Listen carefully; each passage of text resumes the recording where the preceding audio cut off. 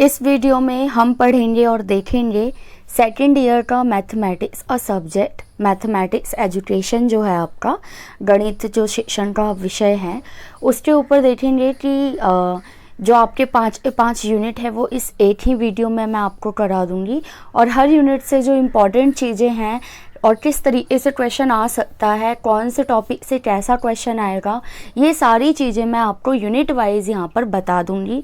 और सबसे बड़ी बात, इस एक वीडियो में आपके मैथ का पूरा जो सिलेबस है सेकेंड ईयर का यूनिट 1 से लेके 5 तक का रिवाइज हो जाएगा और आपको ये भी पता चल जाएगा कि कौन से ऐसे टॉपिक हैं जो आपको अच्छे से प्रिपेयर हैं और जो नहीं हैं उन्हें आप क्या कर लेंगे, प्रिपेयर कर लेंगे। तो स्टार्ट करेंगे वीडियो को और जो पहला यूनिट है आपका वहाँ से जो इम्पॉर्टेंट चीज़ है आपके लिए वो है सामान्यकरण की प्रक्रिया, प्रोसेस ऑफ जनरलाइजेशन।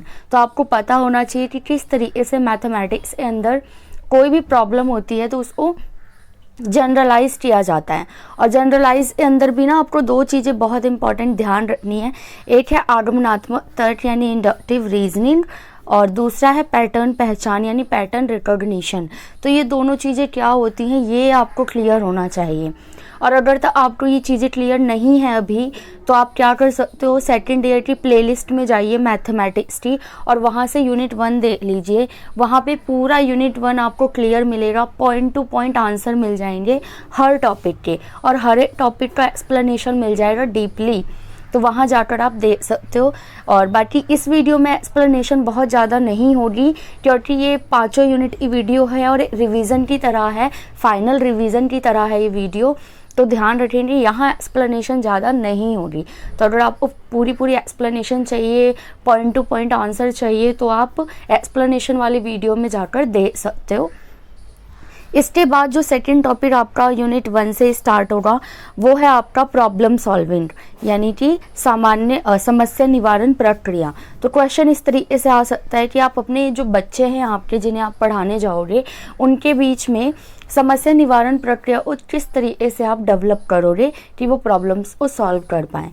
तो ऐसे करके आपको वहाँ पर पॉइंट्स जो हैं अपने आंसर में तैयार करने होंगे। इसके बाद एक चीज़ है आपकी गणित की संरचना यानी मैथमेटिक्स का जो कंस्ट्रक्शन है वो किस तरीके से ये बना हुआ है, क्या क्या चीज़ें होती हैं इसके अंदर।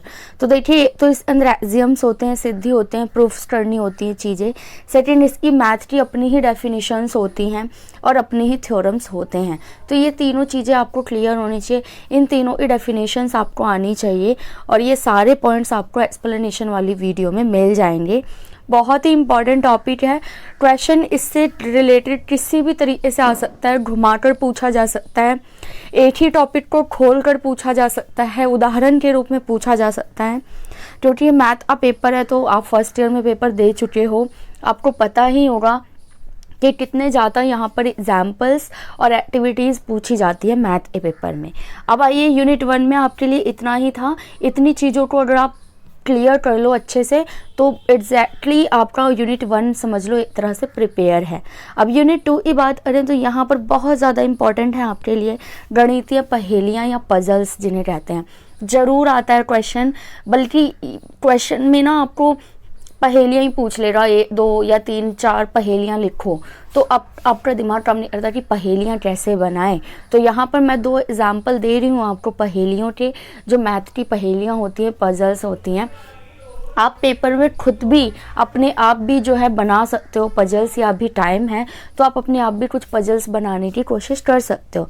बाकी यहाँ देखिए एग्जाम्पल के लिए एक पजल ये है कि आपने पजल बनाया है, बच्चों से आप पूछोगे कि आप एक रेस में भाग लेते हो, ओके, और आपने पहले वाले रेसर को पीछे छोड़ दिया, तो अब आप कौन से स्थान पर हो। तो ये पहेली बन रही। अब बच्चा इसमें क्या करेगा, सोचेगा, मतलब थिंकिंग प्रोसेस उसकी स्टार्ट हो जाएगी और इसका आंसर ये बनेगा कि जब पहले वाले बच्चे को हमने पीछे छोड़ दिया दैट्स मीन अब हम ही तो हैं पहले नंबर पे। तो इसका आंसर हो जाएगा कि अब आप पहले स्थान पर हो।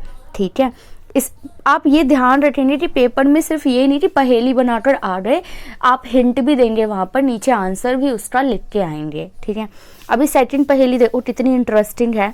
ऐसी पहेलियों के माध्यम से ना बच्चे मैथ बहुत अच्छे से सीखते हैं और इंटरेस्ट लेते हैं मैथमेटिक्स के अंदर। अब ये वाली पहेली देखो, आपको खुद को ही बहुत इंटरेस्टिंग लगेगी कि 10 रुपए की एक बिल्ली आती है, 3 रुपए की एक मछली और 50 पैसे की एक चिड़िया है। तो बताओ 100 रुपए में 100 खिलौने कैसे आएंगे। अब इसके लिए बहुत ज़्यादा बच्चे क्या करेंगे, चिंतन कौशल का प्रयोग करेंगे, थिंकिंग प्रोसेस उनकी स्टार्ट हो जाएगी। फिर वो जोड़ेंगे घटाएंगे कि इतनी बिल्लियाँ लें, इतने हम मछली लें, इतनी चिड़ियाँ लें। तो आंसर इसका बन जाएगा कि अगर हम 5 बिल्ली लें और 1 मछली लें और 94 हमारी चिड़ियाँ लें तो 100 रुपये में टोटल 100 जो है खिलौने हो जाएंगे। तो जो बच्चा ऐसा मतलब इस क्वेश्चन का आंसर देगा, दैट्स मीन कि बहुत ज़्यादा उसकी जो थिंकिंग स्किल है वो काम कर रही है मैथमेटिक्स पजल्स के अंदर। तो ऐसी बहुत सारी पजल्स आप खुद भी बना सकते हो और पेपर में तो पजल्स पूछते ही पूछते हैं। अब नेक्स्ट देखिए टॉपिक है आपका अलजेब्रलाइजेशन, मतलब कि बीजीकरण क्या होता है ये आपको वहाँ पर बताना होगा। तो इसकी पूरी डेफिनेशन पॉइंट्स वगैरह आप एक्सप्लेनेशन वाली वीडियो में जाकर देख सकते हो। और अगर आपको आता है ऑलरेडी तो बहुत अच्छी बात है। और उसके बाद आपका आएगा फंक्शनल रिलेशन यानी कार्यात्मक संबंध। तो ये भी काफ़ी इंपॉर्टेंट है कि क्वेश्चन और जो हम आंसर बनाते हैं उनके बीच का जो रिलेशन हम निकालते हैं, जो डाटा निकालते हैं हम, वो होता है हमारा कार्यात्मक संबंध। तो और भी अच्छे से इसको पढ़े जाइएगा, इसके पॉइंट्स और डेफिनेशंस वगैरह को, ठीक है। इसके बाद जो इम्पॉर्टेंट टॉपिक्स हैं आपके लिए वो है चर, अचर और सरल रेखीय समीकरण। तो लीनियर इक्वेशन और कांस्टेंट और वेरिएबल, ये जो टॉपिक है ना आपके खुद के क्लियर होने चाहिए, क्योंकि पेपर में इन टॉपिक से रिलेटेड एग्जाम्पल पूछ सकते हैं या फिर एक्टिविटी पूछ सकते हैं। तो एक्टिविटी कैसे बनेगी, इसके लिए आप एक्टिविटी वाली वीडियो देख लो, मैं ऑलरेडी डाल चुकी हूँ। मैथमेटिक्स के काफ़ी सारे मैंने एक्टिविटी डाली है, उसमें देख लो कौन सा टॉपिक है और फिर उस वीडियो के अंदर जाके देख लो। और अगर 1-2 वीडियो आप देख लोगे ना तो आपको खुद भी आ जाएगा कि एक्टिविटी किस तरह बनाई जाती है और आप खुद भी एक्टिविटी डेवलप कर पाओगे। बस ध्यान रखना है कि फॉर्मेट जो होगा एक्टिविटी का वो सिमिलर रहेगा। अब नेक्स्ट देखिए यूनिट 3 जो पूरा ही एक्टिविटी के टॉपिक से भरा हुआ है। तो आपको कौन कौन से ऐसे कॉन्सेप्ट हैं जो क्लियर रखने हैं अपने माइंड में। एक तो परसेंटेज, फिर अनुपात और समानुपात, रेशियो प्रोपोर्शनल, लाभ हानि हो गया आपका, ब्याज और छूट, मध्यम आदि और बहुलक, मीन मोड मीडियन और आंकड़ों का एकत्रीकरण या फिर स्टैटिस्टिक्स आप कह सकते हो। तो ये सारी चीज़ें आपकी खुद की पहले तो कॉन्सेप्ट क्लियर होना चाहिए आपका, क्योंकि पेपर में एग्जाम्पल पूछेगा तो आपको खुद कॉन्सेप्ट क्लियर करके एग्जाम्पल लिखना होगा। और अगर एक्टिविटी पूछ ली फिर तो आपको एक्टिविटी बनानी ही पड़ेगी। तो एक्टिविटी किस तरह बनाई जाती है इसके लिए आप एक्टिविटी वाली वीडियो देख सकते हो। अब इसके बाद इसी यूनिट से जो इम्पॉर्टेंट टॉपिक बनता है आपका वो है जो सांख्यिकी होती है, स्टैटिस्टिक्स होता है, उसका डेली या डे टू डे लाइफ में क्या यूज़ है। तो एक तो वोटिंग जब होती है तो आप तो वोटिंग्स को गिनना, पोल बनाना, कौन सी पार्टी जीत रही है कौन सी नहीं जीत रही है, इसमें काम आता है। फिर जनता की राय को कि इतनी प्रतिशत जनता ये कह रही है, इतनी जनता ये कह रही है। उसके बाद बीमारी संबंधी आंकड़े, आप कोरोना के टाइम का एग्जाम्पल डाल सकते हो कि किस तरीके से जो है डेथ रेट और जो पॉजिटिव रेट नेगेटिव रेट किस तरीके से कम ज़्यादा हो रहा था। कृषि और एग्रीकल्चर में भी काम आता है, कितने हेक्टेयर के लिए कितने बीज, कैसा ट्रैक्टर, कितना पानी, बहुत सारी चीज़ें जो है आपकी यहाँ पर आ जाएंगी। फिर प्रेडिक्शन, अनुमान लगाने में कि आज के आंकड़ों से स्टैटिस्टिक्स से हम फ्यूचर का जो है प्रेडिक्शन कर सकते हैं। तो ये डे टू डे लाइफ के यूज़ हो जाते हैं आपके स्टैटिस्टिक्स के। इसके बाद आपका स्टार्ट होता है यूनिट 4 और यहाँ पर स्टार्ट हो जाती है आपकी ज्योमेट्री। तो ज्योमेट्री से रिलेटेड क्वेश्चन आना ही आना है कि रेखा गणित क्या होता है, सीधा सा क्वेश्चन है। और आपको खुद भी पता होना चाहिए कि ज्यामिति को हम रेखा गणित भी कहते हैं। इसी के अंदर आपके क्या होते हैं, एक तरह से जो ज्यामिति है ना वो मैथमेटिक्स का क्या है, आधारभूत है, फाउंडेशन है, उसके ऊपर पूरा मैथ जो है वो खड़ा है। ये सूत्रों से परिचय कराते हैं। जैसे पाइथागोरस थ्योरम की अगर बात करोगे तो उसमें आप देखोगे कि जो पाइथागोरस है उन्होंने जो थ्योरम दी है अपनी उसके अंदर रेखा गणित ही प्रयोग किया हुआ है। फिर कोणों का ज्ञान हमें किससे मिलता है, इसी से, ज्यामिति से ही मिलता है। विज्ञान में भी ये उपयुक्त की जाती है और प्रतिदिन की लाइफ में भी ये काफ़ी यूज़फुल होती है। जैसे घरों में सीढ़ियाँ बनाना और किस तरीके से कौन से कोण पे किचन होना चाहिए, किस तरीके से हमारी मंजिलें डिसाइड होंगी, ये सारी चीज़ें तो आर्किटेक्चर में भी ये काम आता है। नेक्स्ट जो टॉपिक आपका हो जाएगा वो है 2D और 3D शेप्स, आकृतियाँ। तो इसके ऊपर गतिविधि आ सकती है पेपर में कि आप बच्चों को किस तरीके से 2D और 3D शेप्स की अवधारणा जो है वो विकसित करोगे, इसके लिए एक्टिविटी बनाओ। तो इसकी भी एक्टिविटी मैंने डाल रखी है, तो आप वहाँ जाके देख सकते हो। इसके अलावा काफ़ी सारे ऐसे टॉपिक हैं जिनसे आपकी एक्टिविटीज़ पूछी जाएगी। दैट्स मीन इन टॉपिक्स को आपको क्लियर रखना है। एक तो सर्वांग समता यानी कॉन्ग्रुएंसी, और समरूपता हो गया आपका सिमिलैरिटी। तो दोनों में क्या डिफरेंस है, और दोनों के लिए एक्टिविटीज़ भी तैयार कर लीजिएगा।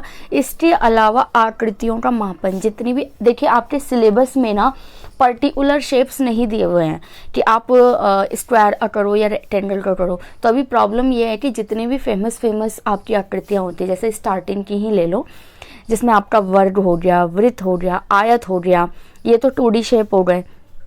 3D की बात करें तो हमारा घन, घनाभ, बेलन। तो ये जो 2D और 3D 4-5 शेप्स हैं दोनों ही, इनके अब ये ध्यान रखना चाहिए, जो 2D शेप है उसका तो क्या पूछ सकते हैं, क्षेत्रफल या फिर परिमाप, क्योंकि 2D शेप की यही दो चीज़ें निकलती हैं, परिमाप या फिर क्षेत्रफल। लेकिन जो 3D शेप होती हैं, जैसे घन, घनाभ या बेलन हो गया आपका, इसके क्या निकाले जाते हैं, आयतन यानी वॉल्यूम। तो आप ध्यान रखिएगा, जो 2D शेप है उसका स्क्वायर और परिमाप की एक्टिविटी तैयार कर लो, और जो 3D शेप है उन सब की वॉल्यूम की एक्टिविटी तैयार कर लो। और एक्टिविटी के साथ साथ आप अपना भी कॉन्सेप्ट क्लियर रखो कि किस तरीके से बेलन का आयतन का फॉर्मूला है, क्योंकि वहाँ पेपर में आपका ही कॉन्सेप्ट क्लियर नहीं होगा ना, तो एक्टिविटी नहीं बना पाओगे। ठीक है, तो अभी से इसको तैयार कर लीजिए। अब ये गतिविधियाँ हो रही, क्योंकि पेपर में गतिविधियाँ एग्जाम्पल बहुत पूछते हैं। नेक्स्ट है आपका ज्यामितीय उपकरण कि रेखा गणित जो है, हमारी ज्यामिति जो है उसके अंदर कौन कौन से उपकरण हैं, कैसे बनाए जाते हैं सारी जो शेप्स होती हैं। तो बहुत ही कॉमन सा क्वेश्चन है, मे बी ये इतना इम्पॉर्टेंट भी नहीं है, बट फिर भी आप तैयार करके रखें टाइम के लिए। इसमें चंदा आपका यूज़ होता है, प्रोट्रैक्टर, और प्रकार यानी कॉम्पास, और स्केल तो रूलर यूज़ होगा ही होगा, पेंसिल, कागज, ग्राफ पेपर, इन सब चीज़ों को आप यहाँ पर डाल सकते हो। लास्ट जो यूनिट है आपका यूनिट 5, इसके अंदर आपका पूरा एक तो करिकुलम के ऊपर है, ये पूरा सिलेबस के ऊपर है मैथ का। तो इम्पॉर्टेंट टॉपिक है कि गणित का पाठ्यक्रम नियोजन किस तरीके से किया जाता है। मैथमेटिक्स का जब सिलेबस बनाया जाता है तो किन बातों का ध्यान रखा जाता है, कैसे स्टेप वाइज स्टेप आगे बढ़ते हैं, तो ये आपको पता होना चाहिए। आप चाहो तो यूनिट 5 की एक्सप्लेनेशन वाली वीडियो देख लो, वहाँ पर बहुत सारे पॉइंट्स एकदम एक्सप्लेनेशन के साथ दिए हुए हैं, तो आप वहाँ जाकर देख सकते हो। इसके अलावा आपको मैथमेटिक्स के अंदर कविता यानी पोएम बनानी आनी चाहिए, कहानी, चित्र और पहेली तो मैंने आपको बता ही दी है 2 एग्जाम्पल। तो इसके अलावा आप एक कविता, कहानी और चित्रों के माध्यम से कैसे आप मैथ पढ़ाओगे, इसका कॉन्सेप्ट भी आपको रखना है। ठीक है, तो ध्यान रखिएगा, मैथ की आपको पोएम भी बनानी पड़ सकती है पेपर में, क्योंकि उदाहरण बहुत पूछते हैं। उसके बाद है पाठ्य पुस्तक का महत्व, यानी कि जो टेक्स्ट बुक होता है उसके क्या रोल है मैथमेटिक्स के अंदर। तो ये व्यवस्थित सामग्री देता है, इसमें अनुभव होता है, इसमें चित्र, ग्राफ होते हैं, सरल से कठिन की ओर जाता है, ये पुनरावृत्ति यानी रिवीजन के लिए भी काम आता है। तो ऐसे और भी बहुत सारे पॉइंट्स आप चाहो तो ले सकते हो। इसके बाद 2 टॉपिक हैं आपके, एक तो गणितीय प्रयोगशाला यानी कि मैथमेटिक्स जो क्लासरूम होता है उसकी क्या आवश्यकता है, क्या नीड है। तो ये आप बता देंगे कि मैथ के प्रैक्टिकल करने हैं, मैथ से रिलेटेड उपकरण रखने हैं, तो इन सब के लिए हमारे पास गणितीय प्रयोगशाला मैथमेटिक्स लैब होना चाहिए। इसके बाद जो लास्ट टॉपिक है आपका वो है गणितीय त्रुटियाँ। तो ये त्रुटियाँ फर्स्ट ईयर में भी आपने पढ़ा था कि किस तरीके से बच्चे जो है मैथमेटिक्स के अंदर त्रुटियाँ करते हैं, एरर करते हैं, गलतियाँ करते हैं। और फिर फीडबैक, आप किस तरीके से बच्चों को फीडबैक देंगे, अच्छा फीडबैक। उनसे ये नहीं कहना है कि आप नहीं कर सकते, मैथ छोड़ दो, मैथ बोरिंग है, ये सब नहीं कह सकते, आपको उनको अच्छे से मोटिवेट करना है। तो इन बातों का आपको ध्यान रखना है। तो ये यहाँ पर कंप्लीट हो रही है ये वाली वीडियो, और यूनिट 1 से लेके 5 तक में जितनी भी चीज़ें इंपॉर्टेंट थी आपके लिए वो मैंने आपको यहाँ पर बता दिया है। अब इसी तरीके से आप अपनी प्रिपरेशन कर लो। जो टॉपिक्स आपको नहीं आते अभी से प्रिपेयर करो, और जो एक्टिविटीज़ नहीं आती बनाकर देखो, कॉन्सेप्ट को क्लियर करो। और ध्यान रखना किसी भी टॉपिक से रिलेटेड ना आप एग्जाम्पल ज़रूर सोच के चलना, ठीक है, उदाहरण आपके पास होना बहुत ज़रूरी है।